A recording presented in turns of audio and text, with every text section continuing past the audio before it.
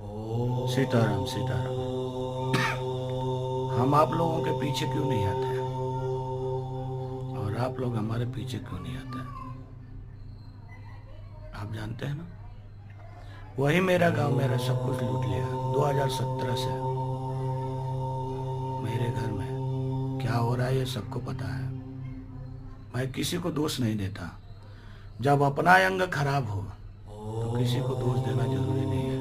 दर्द हमारे शरीर में हो रहा हो तो ये दर्द आभास आपको नहीं है। और जब मैं पूजा कर रहा हूं तो उसका पुण्य आपको नहीं होगा।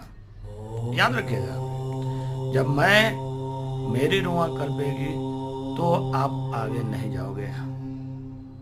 और आपकी जो क्षमता है वो आप कर सकते हो, हमारी क्षमता मैं कर सकता हूँ। ये हमारे पिताजी ने बता के रखा है। और हमारे पिताजी श्री राम है।